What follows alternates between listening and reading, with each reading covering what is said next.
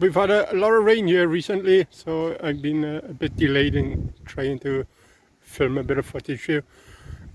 As you know, the rain runs down the windscreen, always from the top.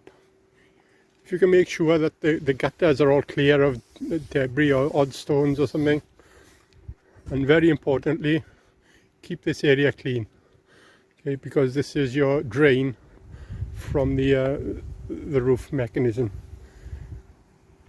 It comes out down here and it runs down the outside of the door seal and makes its way out down the bottom.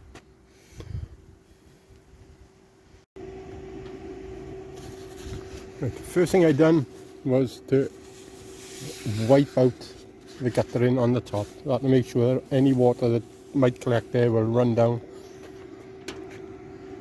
and run through the tube there and down through the channel that leads to the top of the door.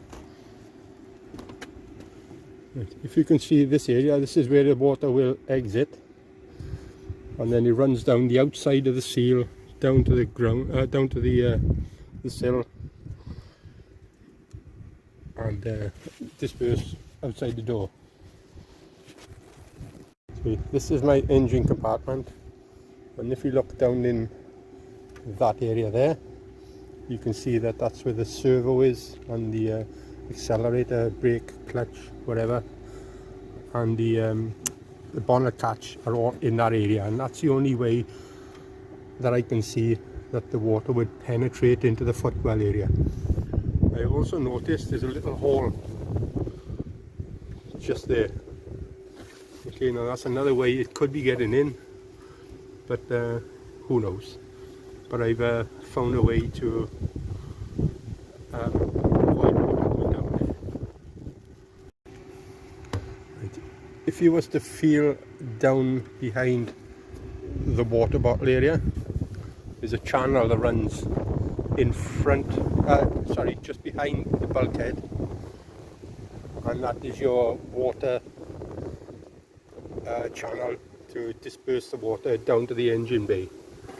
Okay, now if you can see down in that area there is a flap. I won't put my hand down it now because the engine is quite warm, but in that area there's a flap. I can show you better on the other side.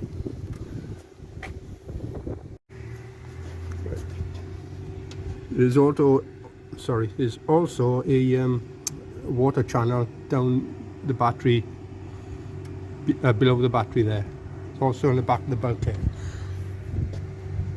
The water itself will drain out of this flap. I don't know if you can see it down there, but there's one on the other side as well, and that's how the water gets away from behind the bulkhead.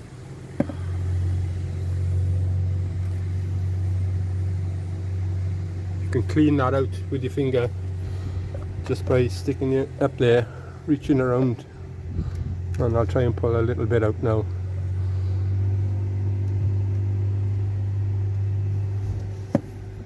Yeah, that is collected now since probably July or August. That's when I last cleaned it out. So, as we know, the water falls from the sky, runs down the windscreen and onto this area below the windscreen wipers. Okay, the only way it'll disperse is to run down these grills here, and that's where I think all the water is making its entrance into the center, into the footwell. Okay, so I've created something that will stop all that.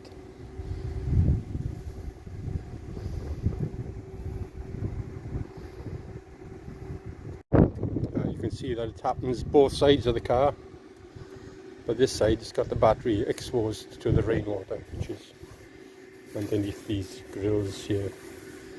So the rainwater will drop directly onto the top of the battery. I've created something simple to stop that as well. If you can remember, I showed you a clear plastic bottle. It had a bit of fluid in it, but once I had used it all up, I cut it then along its mold marks. Okay, cut it right through all the way around, so I ended up with 2 halves of a bottle minus the bottom bit. So I cut it off, I cut the bottom bit off, and then I cut it around the mold marks which you'll find on all these bottles. Give it a good wipe out and it's ready for use. Right, after I've cut the bottle up, this is what I done. I just place it over the top of the battery, and I use some of the protrusions on the bottle to help to clip it in place so it sits tight even when in use. Now the water now will run down there onto the top of the bottle, run down the sides